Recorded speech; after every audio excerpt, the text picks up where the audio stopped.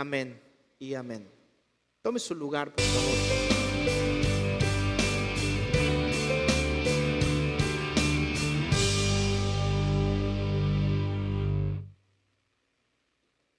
Bueno, estamos estudiando el libro de los Jueces y hoy llegamos a la conclusión de la vida de Sansón. No le dedicamos una sola conferencia, sino que nos hemos ido entendiendo cada parte de su vida, porque si está escrita con todos sus errores, con todos sus altibajos, es porque es necesario que nosotros nos reflejemos en la vida de Sansón y extraigamos la virtud que hay ahí, pero también de sus errores aprendamos para no cometerlos. El día de hoy vamos a ver una diferencia entre el dios Dagón, que era el dios de los filisteos, y la manera en la que ellos percibían, entendían que era una deidad, y la gran lección que les dio Yahweh, que les dio el Dios Todopoderoso a ellos de lo que es un Dios de pactos, un Dios de amor, un Dios que no toma por inocente al culpable, pero también un Dios de gracia y misericordia. Sansón y Dalila, que es lo que estudiamos la lección pasada, vimos su relación tormentosa, ¿verdad?, que ellos tenían, representan esa clase de relación donde se trata de estarse usando mutuamente. Yo te uso y tú me usas, y no la relación sana que es de servirnos. Yo te sirvo para hacerte una mejor persona. Cuando yo le pregunto a las personas, oye, ¿y tú por qué amas a esa persona? ¿Por qué dices que lo amas? Las respuestas son, porque me da, porque me hace sentir, porque me ama.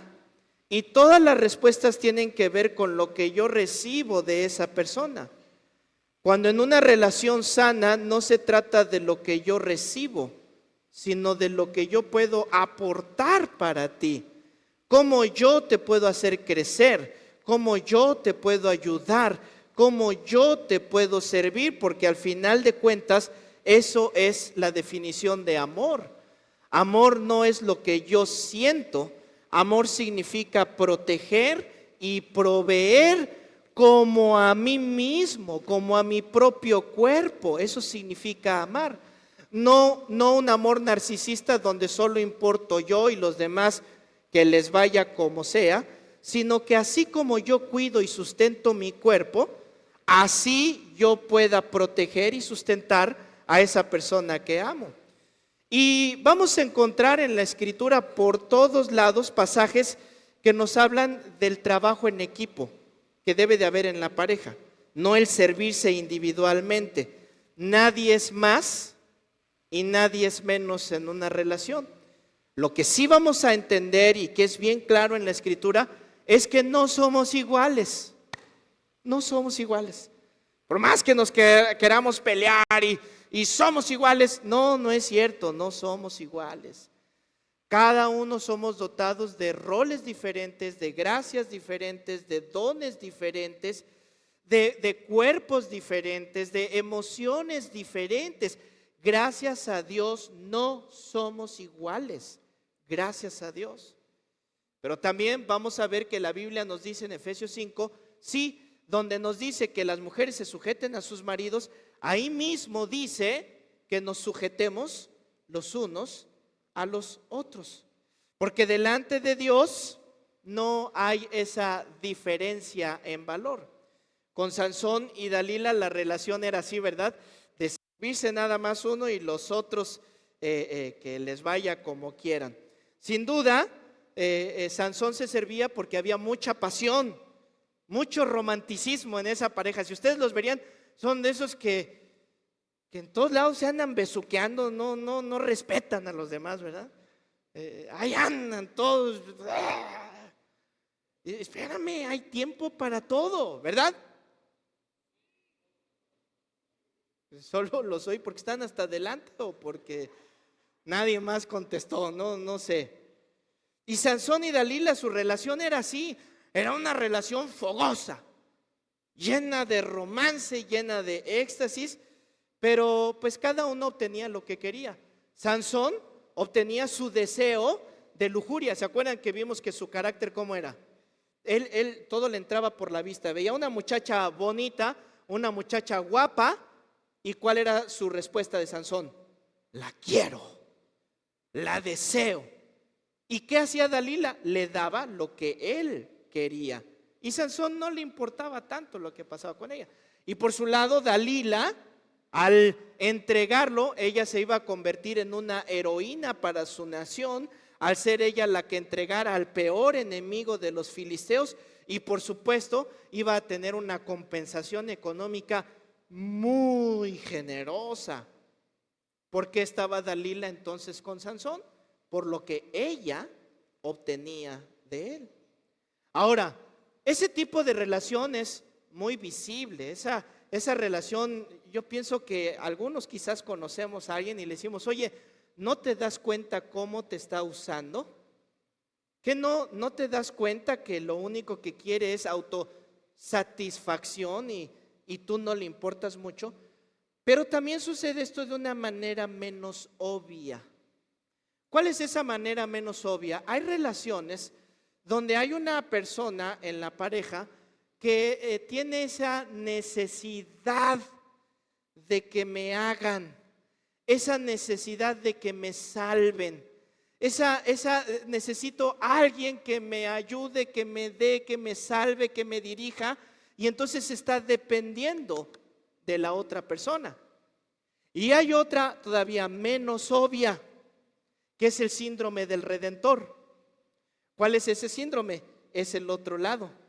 Hay personas que necesitan sentirse valiosas porque hay alguien que depende de ellos. Porque hay alguien que siempre necesita ayuda, necesita que le solucionen, necesita que le hagan. Y aquí estoy yo. Y el día que no lo tiene, que no la tiene, su autoestima, su valor, su mundo se desbarata porque tiene una necesidad. Y todas esas relaciones pues van a traer un problema muy grande en los matrimonios, en los noviazgos y en lo que sea que nosotros hagamos. Como estudiamos al inicio de esta serie, pues Sansón aparece en el Salón de la Fama. Sansón aparece en el Salón de la Fe. Y hasta hoy, que estamos ya a punto de ver nada más el momento en que muere, pues Sansón no ha hecho nada para la nación, no ha hecho algo que perdure, no ha hecho algo que sea digno de loor, digno de hacerle una canción como a David. Sin embargo, aparece en los héroes de la fe. ¿Como quién? Como un hombre que tuvo mucha fe. Vamos a ver esta espiral en caída, pero vamos a descubrir el momento en el que Dios dice, por esto, este hombre merece estar en este salón. Y vamos al versículo 20 del capítulo 16. Jueces, capítulo 16, versículo 20. Dice así, Sansón hablando, se está hablando a él mismo y dice, esta vez saldré como las otras y me escaparé. Pero él no sabía que Jehová ya lo había abandonado. No sabía que Dios ya no estaba con él. ¿Por qué? Por su soberbia. ¿De qué? De saber que estaba haciendo algo que no era bueno para él, para las naciones, para el llamamiento que tenía, y sin embargo lo seguía haciendo. ¿Por qué? Porque no le había pasado nada. ¿Cuántas personas saben que están pecando y que el pecado tiene consecuencias? ¿Verdad que el pecado tiene consecuencias? Sabes que tiene consecuencias, pero la has librado. Libraste una, no me pasó nada, pues viene otra. Y el pensamiento de Sansón era, pues la voy a librar como la libré la otra vez. Y lo vuelve a hacer. Y viene otra oportunidad y dice, pues siempre la he librado. ¿Se acuerdan cuántas veces lo iban a capturar y cuántas veces se libró de todo eso? Pero llegó el punto donde dijo, no ha pasado nada, han estado a punto, sigo enterito. En la iglesia me dijeron que me iba a caer la maldición de Tutankamón, que me iba a pasar aquí, que me iba a caer un rayo, que me iba a ir al infierno, ¿verdad? No, hombre, en la iglesia me asustaron con un montón de cosas, pero no es cierto, no me pasa nada, no ha pasado nada, la voy a librar. Pero lo que no sabes es que Dios ya se fue. ¿Y qué significa que Dios ya se fue? Que estás maldito. Así suena más fuerte, ¿verdad? ¿Qué es estar maldito? Maldito no es que te digan, mira, tú te va a pasar esto. Eso, el Señor nos protege de cualquier palabra ociosa, ¿sí o no? Pero la maldición es cuando Dios se aparta de tu vida. ¿Qué significa que se aparta? Cuando Dios dice, Romanos 1, ya estuve diciéndote, te expliqué, te llevé, te di una oportunidad, te di otra oportunidad, te mostré lo estoy parafraseando, con manzanas, con bolitas, se lava, aquí estuviste a punto y te di una oportunidad, pero tú quieres seguir, entonces haz lo que quieras. Esa es la maldición. Haz lo que quieras, estás por tu cuenta. ¿Qué pasó con Sansón? Sansón se creía fuerte, ¿verdad? Pero al darse cuenta que Dios no está con él, se dio cuenta que realmente era débil. Es cuando te das cuenta y dices, es que Dios estaba conmigo, me ayudaba, me rescataba, pero llega ese punto donde se dio cuenta, no es cierto, no puedo, estoy caminando en maldición. David en el Salmo 19, versículo 13 lo llama soberbias. ¿Y cuáles son esas soberbias? Son esos pecados que haces sabiendo que son pecado y que van a traer consecuencias. ¿Y por qué le llamas soberbias? Porque te crees más fuerte que Dios. Porque crees que puedes seguir haciendo el pecado, practicar el pecado y que no va a pasar nada. Entonces David entiende y dice, ¿quién? En ese mismo salmo, ¿quién será la persona que pueda reconocer sus pecados? ¿Quién puede reconocer sus pecados? De verdad que es complicado, porque somos muy buenos para ver los errores de nuestra esposa o nuestro esposo, ¿a poco no? Mira, si yo te preguntara, dime 5 errores de tu cónyuge, no me dices 5, me dices 10. Pero si yo te digo, dime 5 virtudes de tu pareja, me vas a decir 2 y por la tercera ya empiezas, tiene otra, pero nos olvidamos de voltear a nosotros mismos. ¿Quién es el que va a entender sus propias fallas? Y entonces David lo que dice en este versículo 13 es, líbrame, que no se enseñoreen de mí esas soberbias. ¿Qué pasó con Sansón? Su vida se oscureció y empezó su espiral a la destrucción. Ve el verso 21. Los filisteos le echaron mano y le sacaron los ojos. Se lo llevaron a Gaza y lo ataron con cadenas para que moliese en la cárcel. Y aquí empieza a tener una humillación terrible. De tal manera que el verso 25 nos explica que los filisteos, sus enemigos, lo llamaban para divertirse. Era tan humillante lo que estaba viviendo Sansón que lo llamaban para reírse de él. Y fíjense el contraste, porque vemos el resultado del pecado. El pecado es cegador, esclavizador y moledor. Ese es el pecado. ¿Cómo empieza? Te ciega. Hay un dicho muy certero que dice, viendo no ves. ¿Alguien lo ha oído? Suena paradójico y hasta absurdo pueda sonar, pero es tan cierto.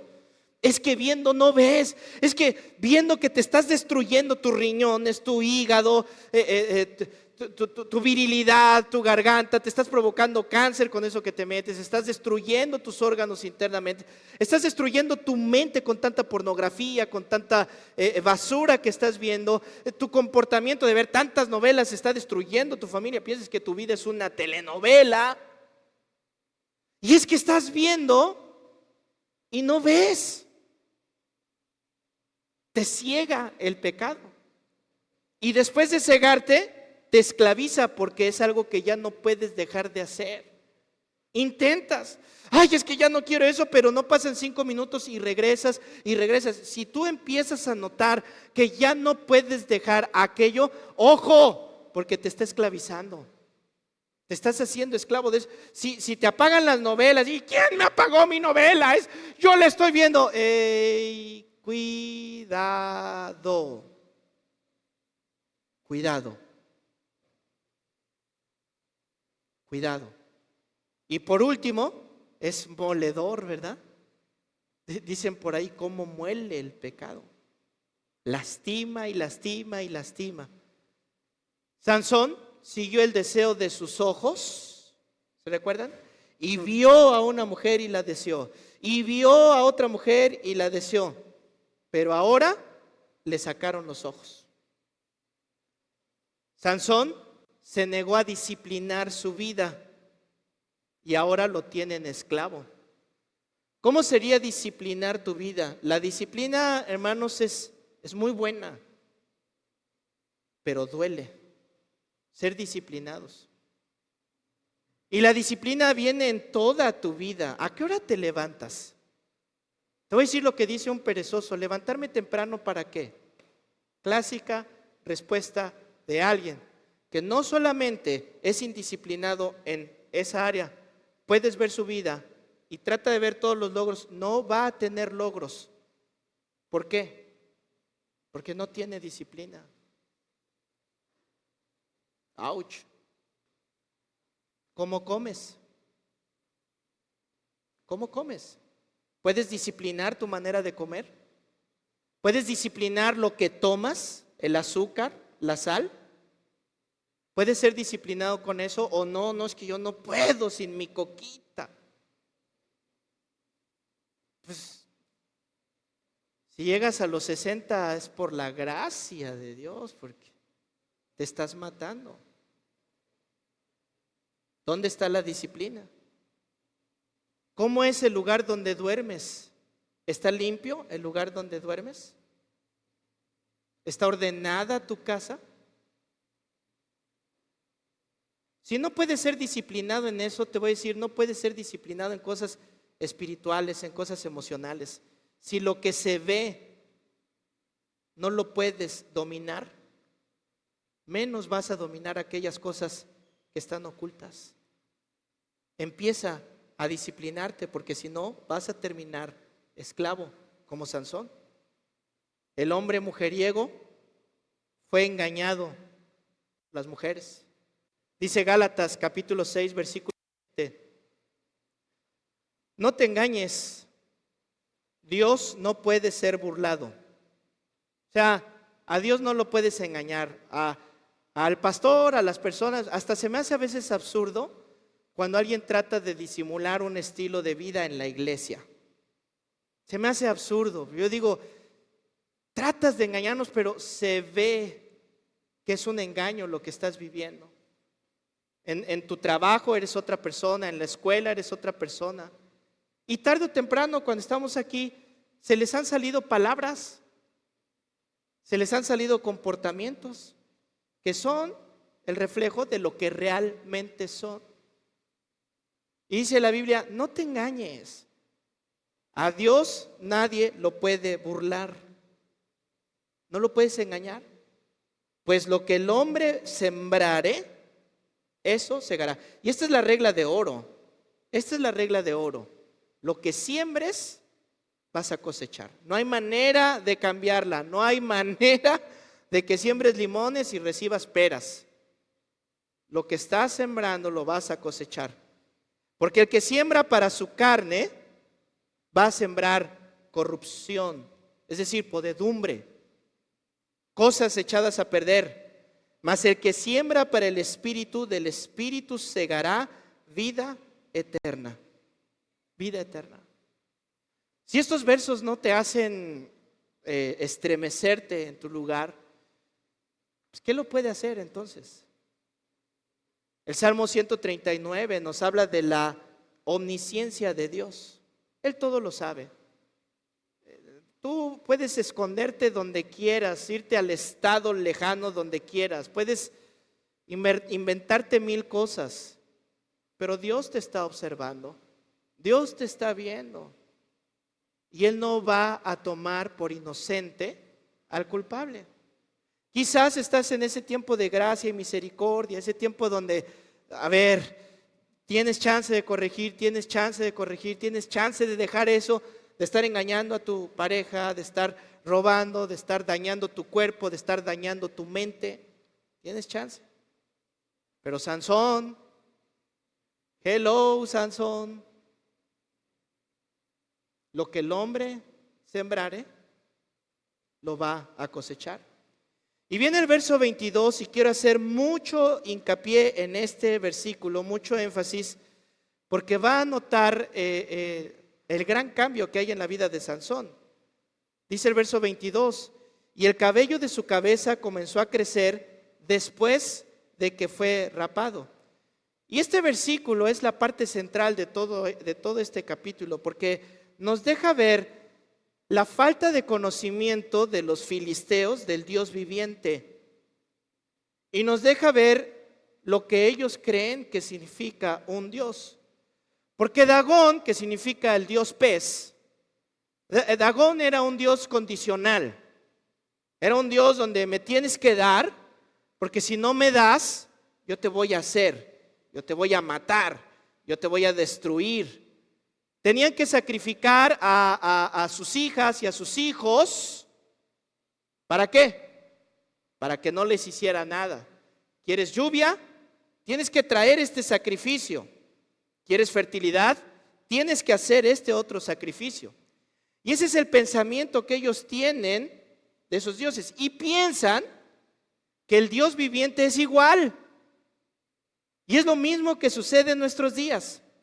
Una persona que su Dios es el Dios de este mundo, que su Dios es Dagón, que su Dios es el Dios de que oyeron de TikTok, piensan que el Dios viviente es ese mismo, porque no lo conocen, porque creen que es lo mismo y que va a actuar igual. Recordemos que su cabello era la señal de ¿qué? De un pacto que hicieron. Y en un pacto, cuando se hacía un pacto en el Antiguo Testamento, la diferencia entre el contrato y el pacto es que en un contrato tú puedes traer otro contrato para anular el primero, ¿no? Me falló, no hizo lo que tenía que hacer, que está estipulado en este contrato, pues ahora va a tener estas consecuencias. Ahora yo soy libre de hacer esto, soy libre de hacer esto, soy libre de hacer esto, porque no cumplió su contrato. En un pacto es, yo voy a hacer lo que yo dije, lo que yo prometí que iba a hacer, hagas tú tu parte o no la hagas. Ese es un pacto. Y Dios es un Dios de pactos. ¿Qué significa? Que Él lo dijo y Él lo va a cumplir. Nosotros hacemos pactos con Dios. ¿Cuántos le hemos dicho, Señor, prometo servirte, prometo consagrarme, voy a hacer esto? Es un pacto. Y fallas. Y si fueras un contrato, Dios estaría libre de muchas cosas desde hace mucho tiempo. Estarías caminando con maldición sobre maldición en tu vida. Pero gracias a Dios, Él es un Dios de pactos, que cuando tú fallas, Él permanece fiel. Los filisteos, al tener esta cultura esotérica, estaban pensando que la fuente de la fuerza de Sansón estaba en su cabello. Yo les he dicho muchas veces, no, los cristianos no creemos en amuletos, los cristianos no creemos en el esoterismo, pero ¿cuánto esoterismo se disfraza de cristiandad en la iglesia? ¿Cuántas personas piensan que el aceite tiene poder? ¿Cuántas personas piensan que ponerse una crucecita en algún lugar, que colgarse esto por aquí, que colgarse esto por acá, tiene poder? Eso es brujería disfrazada de cristianismo. ¿No entiendes que esas cosas, esos elementos no tienen poder? Ese es el cabello nada más. Ese es el símbolo. Ese es el pacto. Pero no es la fuente del poder. La fuente del poder es Dios. Los filisteos definitivamente tuvieron que ver que le estaba creciendo el cabello a Sansón. Pero ¿qué dijeron? Pues ahí estaba su fuerza, ya la perdió, no vamos a hacer nada. ¿Para qué? Pero no sabían que Dios es un Dios de pactos. Dice Juan capítulo 13, versículo 7. Esta fue la promesa, este fue el pacto que Dios hizo con Sansón. ¿Cuál es ese pacto? He aquí que tú concebirás, le está hablando a la mamá de Sansón, y darás a luz un hijo, por tanto, ahora no bebas vino, ni sidra, ni comas cosa inmunda, porque este niño será nazareo a Dios desde su nacimiento hasta que le corten el cabello. ¿Sí dice así? Hasta que lo capturen los filisteos. ¿Cuál fue el pacto de Dios? Hasta el día de su muerte. Hasta el día de su muerte. Pero entonces, ¿por qué a Sansón le hicieron? ¿Por qué a Sansón le pasó? ¿Por qué lo capturaron? ¿Por qué lo humillaron? ¿Por qué lo ridiculizaron? Porque el pecado tiene consecuencias. Al final de cuentas, y esta es la soberana gracia y decreto de Dios, Dios dijo, esto va a pasar, ¿y qué crees? Va a pasar. Y tú tienes la opción de ir a A, a B, o puedes pasar por todo el abecedario. ¿Cuál escoges? ¿Cuál quieres? Y puedes llegar de aquí a acá con gozo, paz, bendición, vida abundante, vida eterna. O puedes irte por otro camino y llegar pelón, ciego, cojo, y dice en Apocalipsis, desnudo, pobre. No te das cuenta de tu condición. Pero de que llegas, llegas.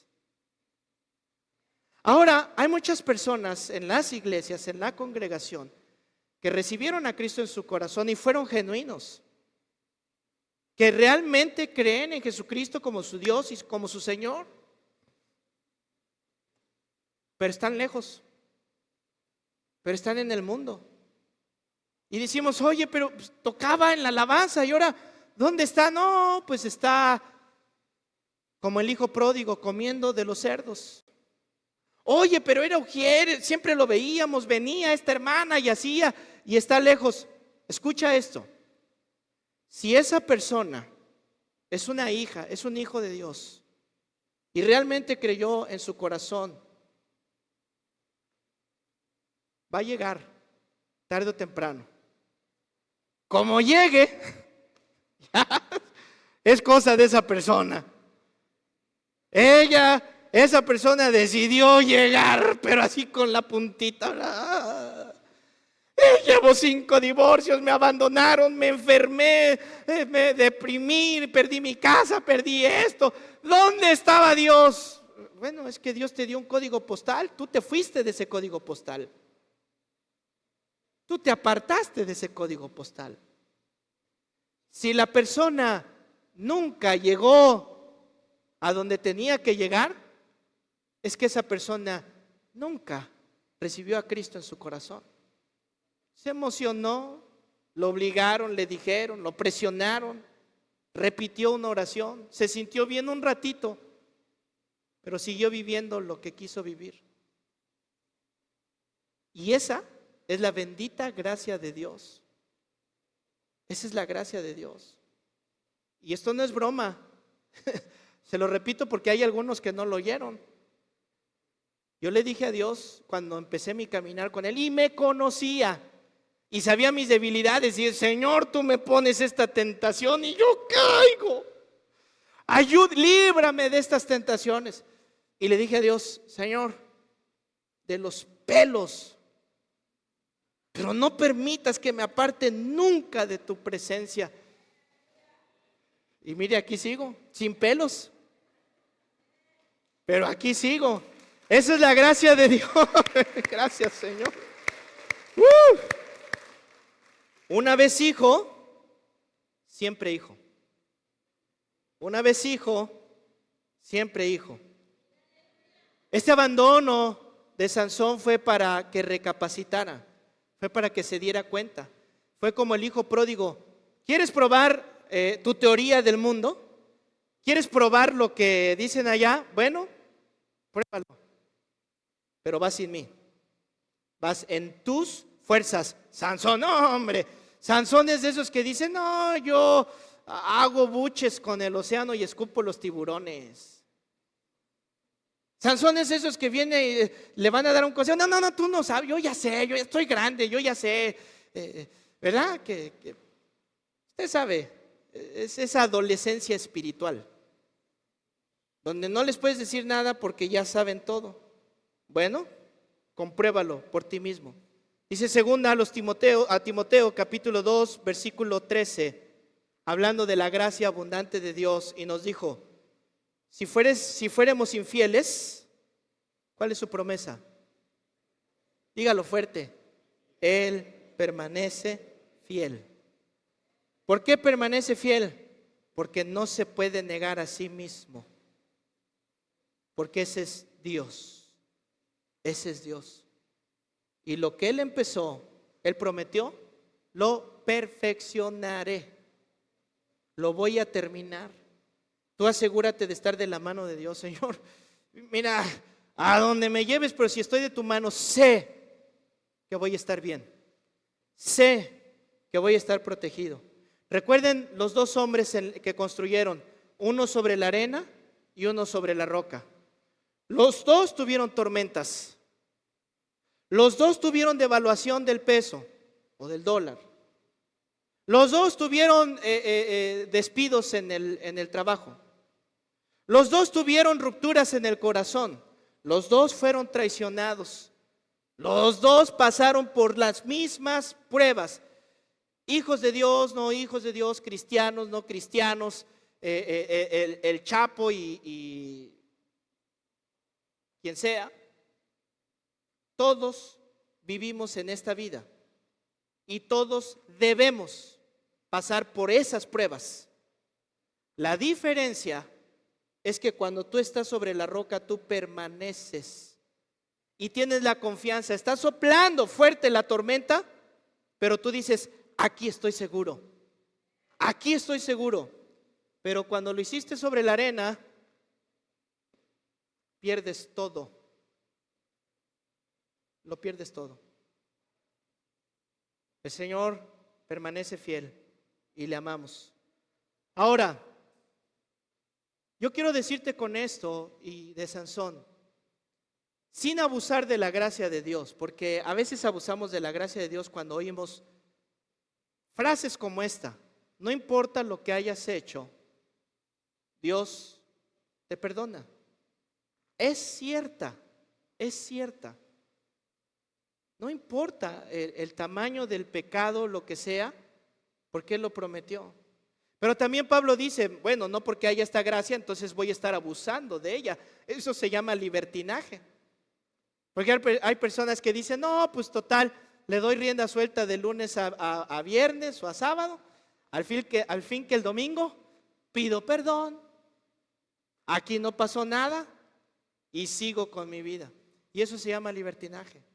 Pero escúchame. Si tú realmente reconoces que eso que estás haciendo está mal y quieres arrepentirte, cambiar el rumbo, Dios puede perdonarlo. Y como el pródigo llegó apestoso, cochino, oliendo a cochino, por eso digo cochino, ¿verdad? Oliendo a cochino, sin cambiarse por días, en bancarrota. Pero al padre no le importó, lo recibió con un abrazo. Por eso dijo, báñenlo y cámbienlo, ¿verdad? No puede estar así mi hijo, no puede seguir de esa manera. Él dijo en 1 de Juan, capítulo 1, versículo 9, si confiesas tus pecados, Él es fiel y justo para perdonarte. ¿Y qué es confesar el pecado? Para confesar tienes que reconocerlo. No puedes llegar y decir, hice este pecado si primero no lo reconoces. Y tú piensas en un corazón orgulloso, te va a decir, no, pero es que no fue tan malo lo que hice. No es tan malo lo que estoy haciendo. Otros lo hacen, todos lo hacen. Yo lo hago poquito. Entonces no estás reconociendo y eso se llama orgullo. Pero si tú confiesas y te apartas, Él puede limpiarte de toda la maldad. Isaías capítulo 1, verso 16, acompáñeme. Dice así, lavaos y limpiaos. Y aquí está el arrepentimiento. Quitad la iniquidad de vuestras obras de delante de mis ojos. Deja de hacer lo malo. ¿Qué es el arrepentimiento? Aparta la iniquidad. Deja de hacer lo malo. Aprende a hacer el bien. ¿Se necesitará aprender a hacer el bien? ¿Ustedes qué creen? Se necesita aprender. Busca el juicio. Restituid al agraviado. Haz justicia al huérfano. Ampara a la viuda. Y una vez que empiezas a tener esos pasitos, porque mira, el perdón es inmediato. Dios te perdona inmediatamente. Pero la restitución toma su tiempo. Y es donde muchos no entienden. Quieren que pasaron 10 años engañando a la esposa, 10 años metiéndose sustancias al cuerpo, y un día que sí se arrepintieron genuinamente, que sí quieren empezar de cero, piensan que ya, al siguiente día, ¡frum!, todo cambió. Ya, ¡wow! Mira, aleluya, se transformó inmediatamente todo. No es así. El perdón fue inmediato, pero la restitución va a tomar tiempo. Y es lo que dice el Señor, empieza a hacer esas obras, empieza tú a dar ese paso. ¿Estás arrepentido? Quiero ver que es genuino tu arrepentimiento. Quiero que des ese paso, porque es muy fácil traer un montón de pecados y nada más venir, ay, perdóname Dios, porque ay, me siento mal, porque hice, y nada más buscas un paracetamol para el alma. Y pasa el efecto del paracetamol y sigues con lo mismo. Dice el Señor, tienes que dar frutos. Y cuando des frutos, verso 18, entonces ven. Entonces ven y vamos a ponernos a cuentas. ¿Qué significa ponerse a cuentas? ¿Sí? Mi papá me decía cuando traía algo conmigo, me decía, traigo tu foto en mi cartera, Y yo no le entendía y era que aquí te estoy recordando todo lo que me debes. Dice, ven y vamos a hacer cuentas, pero vean lo poderoso. Si tus pecados fueren como la grana, como la nieve serán emblanquecidos. Si fueren rojos como el carmesí, van a ser como blanca lana. Esto es, si quieres y oyes. Si quieres y oyes. ¿Ven qué sencillo? Si tú quieres y pones atención, vas a recibir el bien de la tierra. ¿Oyó la palabra que dice? El bien de la tierra. ¿Qué significa el bien de la tierra? Aquí. En ese tiempo la economía era la agricultura, la provisión, las añadiduras, el cuidado. Cuando tú te arrepientes, el Señor inmediatamente restaura tu tierra. Arrepiéntete. Yo me he dado cuenta que quien más problemas de ese tipo pasa es una persona que está ocultando sus pecados. El clásico argumento es que no doy porque no tengo. Y no estoy hablando que dé a la iglesia, estoy hablando de ser generoso en todos sentidos. No pueden ser generosos. ¿Por qué? Porque no tengo. Y yo te voy a decir, no tienes porque no eres generoso. Porque vives ocultando tu pecado. ¿Y qué genera el pecado? Más pecado, y más pecado, y más pecado. Y la solución la tenemos aquí, Sansón. La solución está, deja de hacer eso que estás haciendo, deja de hacer eso que te está trayendo maldición. Ponte a cuentas con Dios, sácalo. Y Señor, me equivoqué, lo reconozco, está mal. ¿Cómo le hago? Ayúdame. Mira, me brotó poquitito pelo. Ay, ya me está saliendo un poquito la consagración. Agárrate de eso.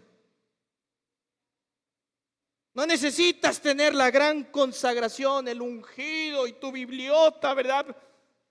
Dice el Señor, con un poquito que te empieces a arrepentir, viene su gracia y su bendición a tu vida. Quizás hoy es el día que te tengas que arrepentir. Las cicatrices del pecado se quedan. ¡Aló! Las cicatrices del pecado se quedan, pero ya no duelen. Es la diferencia. Ya no duelen.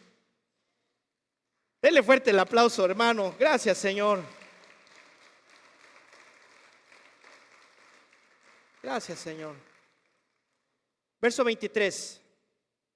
Entonces los principales de los filisteos se juntaron para ofrecer sacrificio a Dagón, su dios, y para alegrarse dijeron: nuestro Dios entregó en nuestras manos a Sansón, nuestro enemigo. Y viéndole el pueblo, alabaron a su Dios diciendo: nuestro Dios entregó en nuestras manos a nuestro enemigo, al destruidor de nuestra tierra, el cual había dado muerte a muchos de nosotros. ¿No se habían dado cuenta que no fue Dagón, que fue Jehová de los ejércitos quien dijo: ok, Sansón, dale, yo te entrego? Verso 25. Y aconteció que cuando sintieron alegría en su corazón, dijeron: llamen a Sansón para que nos divierta. Y llamaron a Sansón de la cárcel, y sirvió de juguete delante de ellos, y lo pusieron entre las columnas.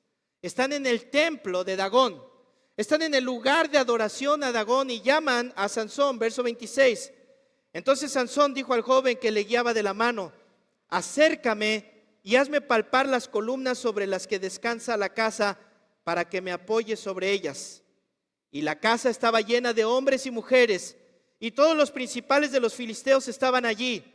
Y en el piso alto había como 3,000 hombres y mujeres que estaban mirando el escarnio de Sansón. No hay 3,000 hombres y mujeres, hay muchos más. Estos 3,000 son los que están en el mezanín del templo de Dagón, más los que están abajo. Sansón pide que lo pongan entre las columnas, mientras ellos le están dando alabanza a Dagón, adoración a Dagón, diciendo: Dagón nos entregó al que mató a muchos de nosotros. Están todos los principales, todos los príncipes, está toda la cúpula del gobierno de los filisteos. Y entonces, verso 28, clamó Sansón a Yahweh y dijo: Señor Jehová, acuérdate ahora de mí y fortaléceme, te ruego. Por fin. ¿Qué pasó con Dagón? Entendió que su fuerza no era su cabello. Fortaléceme tú, Señor. Solamente 2 oraciones se registran en la Biblia de Sansón. Solamente 2. Y esta es en la única donde le dice a Dios: acuérdate de mí. Y le dice: solamente esta vez, oh Dios, para que de una vez, voy a parafrasearlo yo, haga lo que fui llamado a hacer. para que cumpla tu propósito, ya no el mío, porque el propósito de Sansón, ¿cuál fue toda su vida? Pizzas y rock and roll. ¿Poco no? Ese fue su llamado, su deseo de toda su vida. Pero por primera vez está reconociendo y diciendo, ya se acabó lo que yo quiero. Ahora quiero cumplir el propósito para el cual tú me llamaste. Verso 29. Asió luego Sansón las 2 columnas de en medio sobre las que descansaba la casa y echó todo su peso sobre ellas, su mano derecha sobre una y su mano izquierda sobre la otra, y dijo Sansón, muera yo con los filisteos. Entonces se inclinó con toda su fuerza y cayó la casa sobre los principales y sobre todo el pueblo que estaba en ella, y los que mató al morir fueron muchos más que los que había matado durante toda su vida. Y descendieron sus hermanos y toda la casa de su padre, y lo tomaron y lo llevaron y lo sepultaron en Sora y Estaol, en el sepulcro de su padre Manoa. Y él juzgó a Israel. ¿Cuánto tiempo? ¿Falló o no falló? Yo diría, tuvo toda una vida de fallos, pero necesitas un momento, necesitas una oportunidad. Tómala. Dice Proverbios capítulo 5 verso 22. Yo he pensado que este sería el epitafio perfecto de Sansón. Quizás cuando Salomón escribió esto, recordó a Sansón y dice así: prenderán al impío sus propias iniquidades. No culpes a Dios. Dios, ¿por qué me pasa? Dios, ¿por qué me haces? Dios, ¿por qué me castigas? No, tus propias iniquidades. Y retenido será con las cuerdas de su pecado. Él morirá por falta de corrección y errará por lo inmenso de su locura. ¿Por qué crees que está la historia de Sansón aquí? Para que aprendas. ¿Triunfó? Sí. ¿Tuvo fe? Sí. ¿Y sabes cuándo tuvo esa fe? Cuando supo que no tenía nada más que Dios. Él aprendió lo que significa: cuando soy débil, entonces soy fuerte. ¿Qué significa ser débil? Que entiendas que no es por tu fuerza, tus contactos, tu dinero, tu cuenta bancaria, tu rostro, tu universidad, tus títulos, tu casa, tu auto. Entiéndelo. No es eso. Es la gracia de Dios. Voltea tus ojos al cielo y dile: Señor, creo en ti, me arrepiento, y deja que Él haga todo lo demás. Deja que Él transforme tu vida. Amén. Póngase de pie, por favor.